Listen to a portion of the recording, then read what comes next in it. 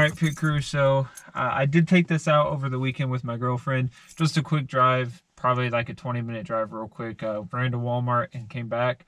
So I'm going to start it up. It's been a few days and we'll see how it goes. I'm going to give it maybe 2 pumps.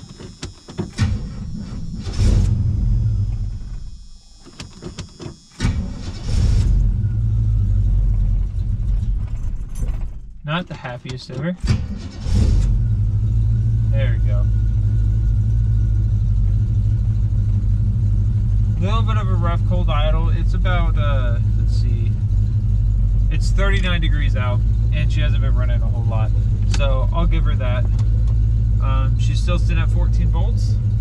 So I think we're good there. I'm gonna let it warm up and then I'll turn the camera back on and we'll go on hopefully a decent little drive. So it's been warming up for a while, so we're dropping into gear. Alright, a little bit of a high idle. I messed with it the other day just a little bit, not a whole lot. I just kicked it up just a little bit since it was so cold out. Let's see, at a complete stop, we're about 700 RPM while in gear, which isn't awful. Little bit high. Normally prefer about like 550 to 600. So 700 is not awful, especially in this cold weather. But yeah, so I guess we're just gonna drive and go for it. The only tool I brought with me is a 1/2-inch wrench, and that way I can disconnect the battery. And it's not even a name brand; it's a Pittsburgh from Harbor Freight. So that tells you guys how much faith I'm trying to have here.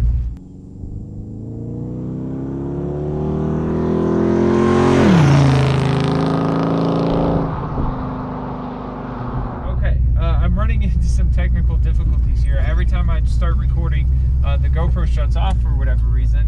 I don't know what's going on with it. I've tried to record multiple things here, so I apologize for that. You guys have missed out on a little bit. I've been driving around for about 10 minutes or so. Voltage is where it should be. Temperature is where it should be. Everything's where it needs to be. Oil pressure's good. I might need to get an oil cooler. I think the oil is thinning out a little too fast. I run 1040 oil in it. I think I might need to bump up to some 1520, or I think it's 1540 is what it is. I might need to bump up to some 1540 oil again and see how that handles the heat, and then go from there. I mean, it's 40 degrees out, so it's not like it's too hot outside. I think it's the internal temp of the engine that is thinning it out. It's doing 190 right now, so it's perfectly fine there. But I don't know. I have no clue. You know, I haven't driven it enough to know what's going on with it. You know, here in town, I think it might be dumping a little bit too much fuel down low.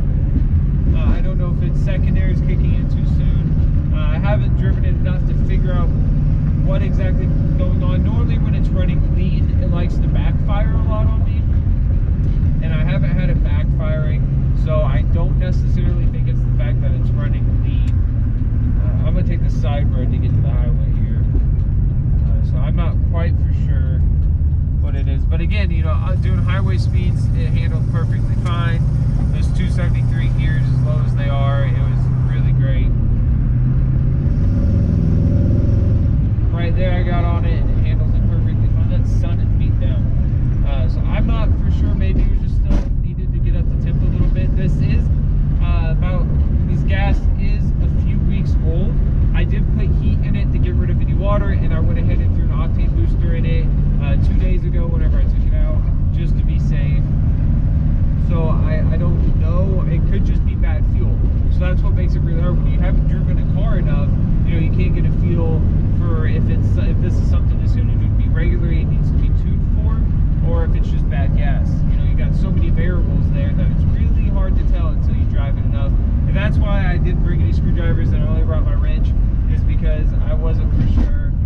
I didn't want to go making a whole bunch of adjustments when I don't know anything. And so I felt like if I brought the tools with me, I was gonna talk myself into making the adjustments and going for it. But you know, I don't want to jump on that and lose where I'm at now. Where right now it's at least driving. So I needed to watch that and make sure I wasn't doing anything too stupid or too rash. So we'll jump out here on the highway.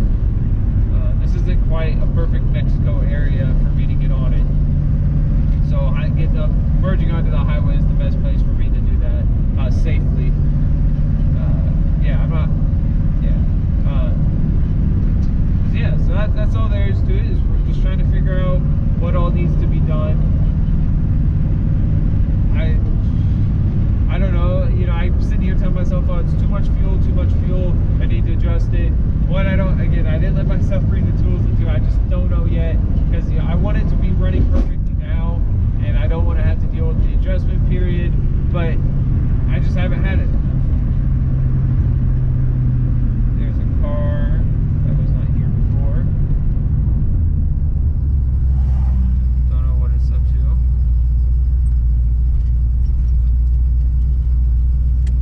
Okay, weird. Alright, so we're gonna turn back towards Huntsville. We're gonna wait till the highway's perfectly clear. I see some red and blue flashing lights. Can't tell if it's a tow truck or not. Yeah, it looks like it's a tow truck. But we're gonna wait till it's all clear, just in case she decides to fall on her face again. I don't want to have to deal with getting rear-ended because I can't get up to speed.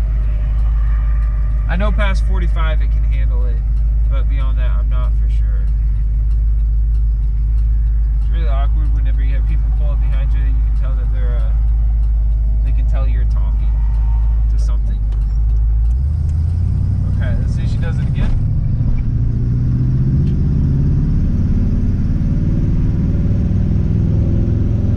No. Nope, we're good. So, I'm gonna guess that there is a little bit of a flat spot there. I think I have a little bit of an exhaust leak. Probably just need to tighten up one of the clamps. But I think she just had a little bit of a bad gas moment. Again, this is old gas. Probably close to a month old, so I think it's struggling with that a little bit. No matter how much heat or octane booster you put in there with today's gas, the ethanol that's in it and stuff, you just can't get away from it. I don't think there's any non-ethanol gas around where I'm at.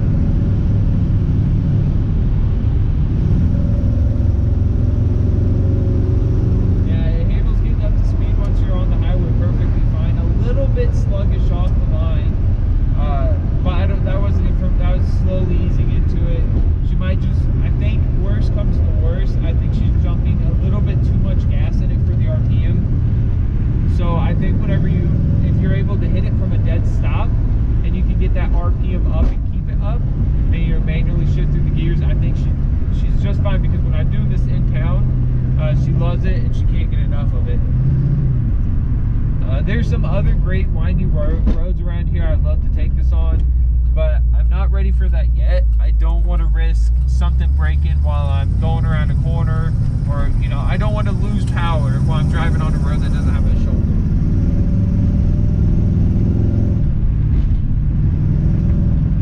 That's my biggest thing. I'm trying to play it smart. A lot of YouTubers, they get a brand new car, brand new engine, and they just go for it. As you guys know by my past videos and stuff, I'm in college. I can't afford to rebuild an entire engine twice. Maybe if the channel takes off, I can afford to do stupid stuff like that. But I'm trying to play it smart here. This is the car life. Not everyone can afford to drop an LS in it, go do a few burnouts, blow a rod, throw a rod, do whatever, and then just go pick up another one. I know you can get them dirt cheap, but not everyone can afford to do it. So, this is what it's like. This is test and tune.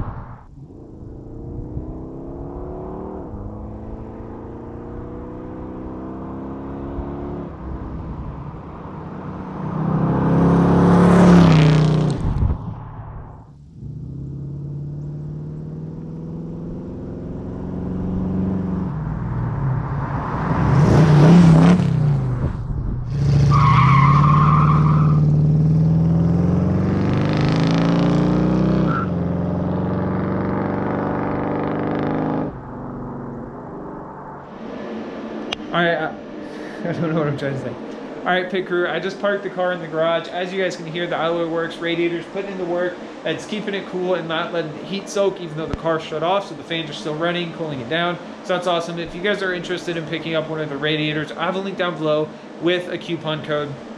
Also, feel free to maybe click on that merch link, grab yourself some, it helps supports the channel. I'm looking at getting another project vehicle, so maybe help support me in that way I can keep some content for you guys coming out.